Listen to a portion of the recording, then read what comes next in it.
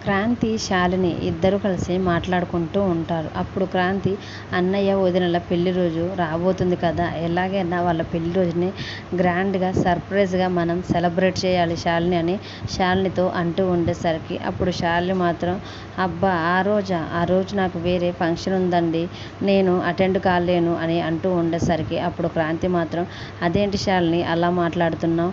మన పెళ్లి రోజుని అన్నయ్య, వదిన ఎంత గ్రాండ్‌గా సెలబ్రేట్ చేసి మనకి ఎంత మంచి సర్ప్రైజ్‌గా మనకి ఎప్పటికీ మర్చిపోలేని ఒక జ్ఞాపకంగా మన పెళ్లి రోజుని వాళ్ళు అంత బాగా సెలబ్రేట్ చేసినప్పుడు మనం అన్నయ్య, వదిన పెళ్లి రోజుని కూడా ఇంకెంత మంచిగా సెలబ్రేట్ చేయాలి. ఫంక్షన్లు ఎప్పుడూ వస్తాయి.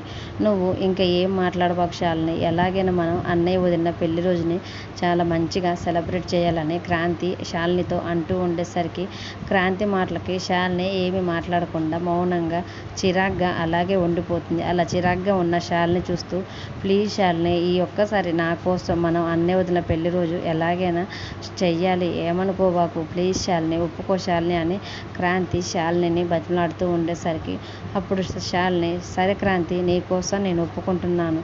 మనం విరాట్, చంద్రల పెళ్లి రోజుని మంచిగా సెలబ్రేట్ చేద్దాం. నువ్వు అనుకున్నట్టుగానే గ్రాండ్‌గా సెలబ్రేట్ చేసి మంచి సర్ప్రైజ్ కూడా వాళ్ళిద్దరికీ మనం ప్లాన్ చేద్దామని శాలిని క్రాంతితో అంటూ ఉండేసరికి శాలిని ఒప్పుకునేసరికి క్రాంతి చాలా సంతోషపడిపోతూ ఉంటాడు. ఈ వీడియో నచ్చితే ప్లీజ్ లైక్ చేసి మన ఛానల్ని సబ్స్క్రైబ్ చేసుకోండి. Thanks for watching.